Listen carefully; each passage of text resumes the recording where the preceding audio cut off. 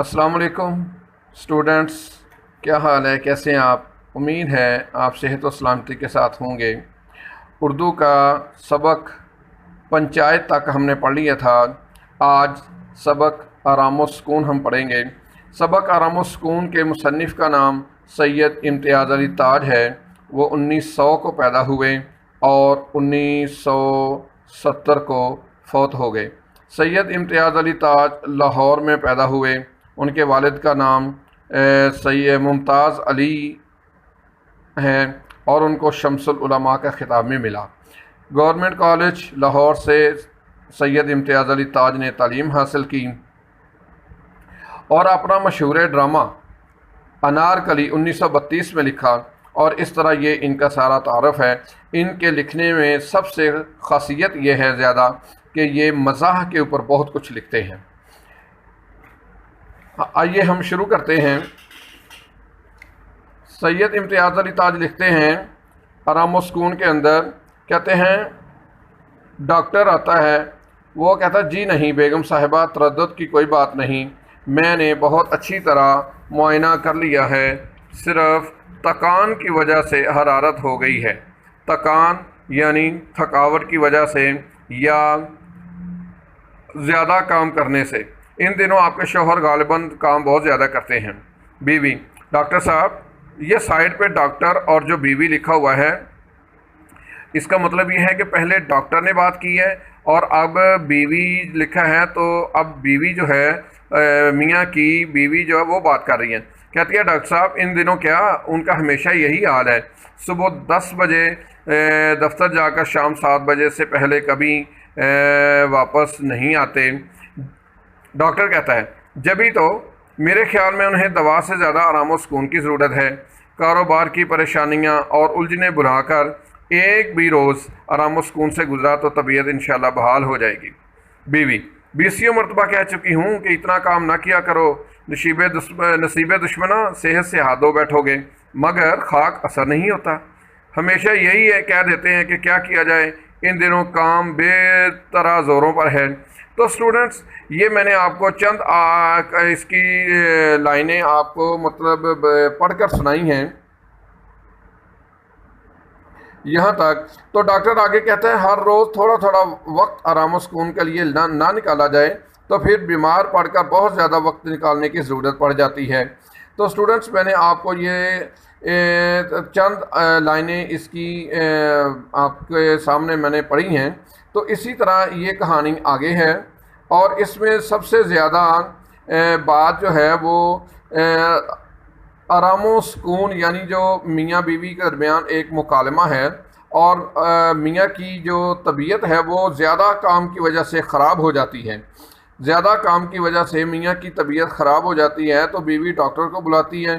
तो डॉक्टर आकर उसको ये मशवरा देते हैं कि आपके मियाँ को ज़्यादा काम की वजह से, थकान की वजह से, थकावट की वजह से हरारत है, बुखार है, थकन है, इसकी वजह से आप बीमार आपके मियाँ हो गए हैं। अगर थोड़ी देर आपके मियाँ आराम करें तो उनकी तबीयत जो है वो बहाल हो जाएगी। तो बीवी जो है इसी तरह अपने खामद से उलझती है, वो कहती है कि आप आराम नहीं करते, डॉक्टर को भी यही शिकायत करती है। तो ये सारी कहानी जो है इसी तरह ये चल रही है। तो आप इसको अच्छी तरह रीड करेंगे, इसको आप पढ़ेंगे, सारी कहानी को ऊपर देखकर एक बार आप पढ़ेंगे, तकरीबन 5 से 7 मिनट में आप इसको पढ़ लेंगे तो आपको सारी समझ आ जाएगी कि इस कहानी के अंदर क्या चीज़ लिखी है। इसमें मज़ाह भी है। तो जब डॉक्टर चले जाते हैं तो डॉक्टर उनको मशवरा देते हैं कि आपके मियाँ के लिए अब आराम की अशद ज़रूरत है। तो आपके कमरे में इस वक्त कोई बच्चा, कोई बड़ा यानी किसी तरह का खलल नहीं पड़ना चाहिए, किसी तरह का शोर नहीं होना चाहिए ताकि जो आपके मियाँ हैं उनके आराम में खलल ना पड़े, उनको मुकम्मल तौर पर आराम करने दिया जाए। तो इसमें सैयद इम्तियाज़ अली मज़ाह के तौर पर लिखते हैं। तो डॉक्टर अभी बाहर जाते ही हैं तो बीवी तरह तरह के बहानों से, तरह तरह की बातों से अपने खावंद से पूछती है कि आपके लिए क्या बना दूं, आप क्या खाएंगे, क्या पिएंगे। तो इस तरह मियाँ को वो हर वक्त मतलब ये है कि پریشان کرتی ہے، اس کو آرام نہیں کرنے دیتی، اور کبھی گھر میں باہر کا دروازہ بجنے لگتا ہے، اور کبھی بچہ گھر میں اپنی گاڑی سے کھیلنے لگتا ہے تو اس کی آواز آتی ہے، اور کبھی گھر کا ملازم ہے، گھر کا ایک ملازم بھی اس کہانی کے اندر انہوں نے سید امتیاز علی تاج نے لکھا ہے، کبھی وہ ایک ریٹھے جو ہے وہ ایک ہربل دوائی ہے وہ ریٹھے کوٹنے لگتا ہے ہاون دستے میں۔ ہاون دستے کا لفظ پوری کہانی میں 2-3 بار آیا ہے۔ ہاون دستہ کو عام طور پر ہم پنجابی میں یا گھریلو اپنی زبان میں چٹھو وٹا کہتے ہیں۔ تو ہاون دستے میں وہ ریٹھے کوڑتا ہے تو اس کی آواز، اس کے بعد باہر مانگنے والا فقیر آ جاتا ہے اس کی آواز، اس کے بعد بچہ گاڑی چلا رہا ہے اس کی آواز آتی ہے، اور میاں کے کمرے میں جو میاں بیمار ہیں ان کے کمرے میں نوکرانی جھاڑو دینے لگتی ہے تو جھاڑو دینے کی آواز آ جاتی ہے۔ اسی دوران کیا کہتے ہیں کہ فون کی گھنٹی بجتی ہے، فون کی آواز آ جاتی ہے۔ تو مطلب اس میں مزاح کے طور پر انہوں نے لکھا ہے سید امتیاز علی تاج نے کہ کسی بھی طرح میاں کو آرام نہیں کرنے دیا جا رہا، اور تو اور ہمسائے کے گھر میں ہارمونیم کے موسیقی کی آواز بجنے لگتی ہے، موسیقی کی آواز آنے لگتی ہے، تو خامد یعنی میاں جو ہیں وہ اپنی بیوی سے کہتے ہیں کہ اب ان کو کیسے سمجھاؤ، تو طرح طرح کی باتوں سے میاں کے آرام میں اور خلل ڈالتی ہے۔ تو آخر کار کہانی کے اینڈ میں یہ بتایا گیا ہے کہ جو میاں ہیں وہ بیچارے پریشان ہو کر کہتے ہیں کہ مجھے شیروانی دو، میرا جوتا دو، میرے کپڑے دو، وہ شیروانی پہننے لگتے ہیں۔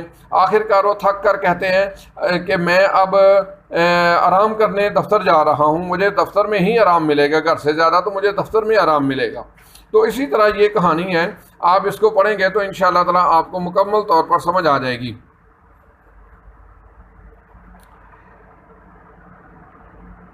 تو اب ہم مشق اس کی کریں گے۔ تو مشق میں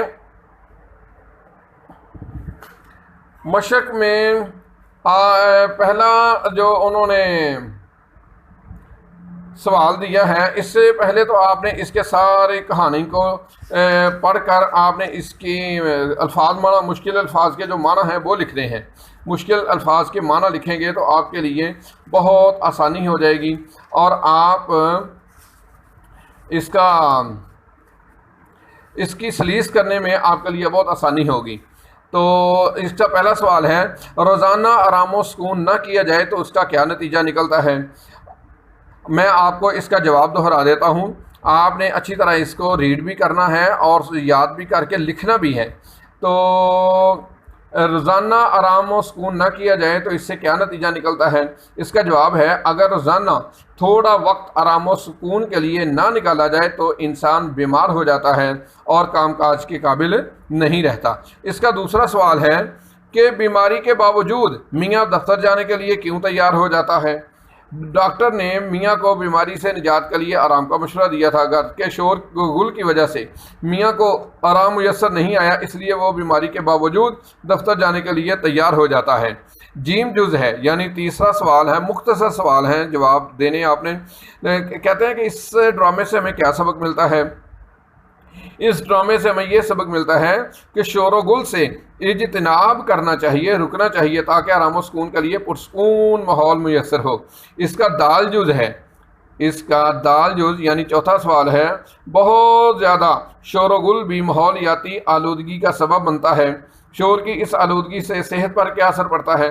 شور کی آلودگی سے صحت پر کیا اثر پڑتا ہے؟ اس کا جواب ہے، شور کی آلودگی سے انسان اعصابی تناؤ کا شکار ہو جاتا ہے اور قوت سماعت بری طرح متاثر ہوتی ہے۔ قوت سماعت یعنی سننے کی جو طاقت ہے شور و گل سے، وہ بری طرح متاثر ہو جاتی ہے۔ دل اور بلڈ پریشر کی بیماریاں بھی شور کی آلودگی کو جنم دیتی ہیں۔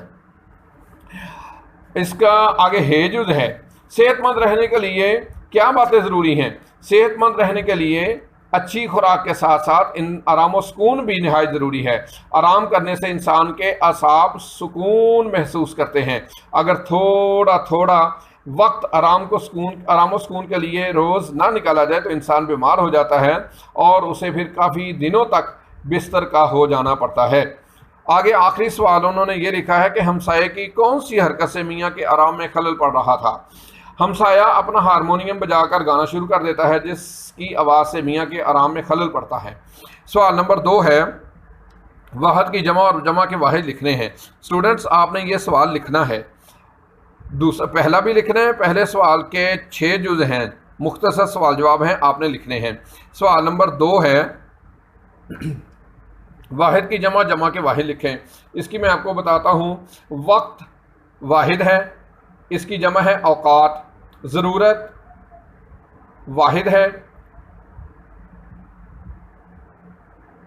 اس کی جمع ہے ضرورتیں، ہدایات لفظ جو ہے یہ جمع ہے، اس کا واحد ہے ہدایت، غذا لفظ جو ہے وہ واحد ہے، اس کی جمع ہے اغذیہ، اغذیہ ہے اس کی جمع۔ اس کے بعد ہے طبیعت، طبیعت لفظ جو ہے وہ واحد ہے اور اس کی جمع ہے طبائع، توئیں بے الف با حمزہ عین، طبائع۔ ہمسائے یہ جمع ہے، اس کا واحد ہے ہمسایہ۔ سوال نمبر 3 ہے مندرجہ ذیل کے مذکر اور مونس لکھیں۔ بیگم یہ مونس ہے، الگ الگ کرنے ہیں۔ بیگم لفظ جو ہے یہ مونس ہے، اس کا مذکر ہوگا صاحب۔ بیوی یہ لفظ مونس ہے، اس کا مذکر ہوگا شوہر۔ فقیر لفظ مذکر ہے، اس کا مونس ہوگا فقیرنی۔ ملازم اس کی مونس ہے ملازمہ۔ بچہ اس کا مونس ہے بچی۔ سوال نمبر 4 ہے مندرجہ ذیل غلط جملوں کی درستگی کریں۔ مندرجہ ذیل جملوں کو درست کر کے ہم نے لکھنا ہے کہ پہلا ہے الف میرے ابو دفتر سے واپس لوٹ آئے ہیں، تو اس کا صحیح جواب ہوگا میرے ابو دفتر سے لوٹ آئے ہیں، میرے ابو دفتر سے لوٹ آئے ہیں۔ واپس بھی لوٹنے کو کہتے ہیں، لوٹ آنا بھی واپس ہوتا ہے، ایک فقرے میں 2 معنی نہیں آ سکتے، اس لیے واپس لوٹ آنا غلط ہے، میرے ابو دفتر سے لوٹ آئے ہیں۔ اور بےجز ہے ڈاکٹر نے مریض کو دوا دی، ڈاکٹر نے مریض کو دوا دی نہیں، ڈاکٹر نے مریض کو دوائی دی۔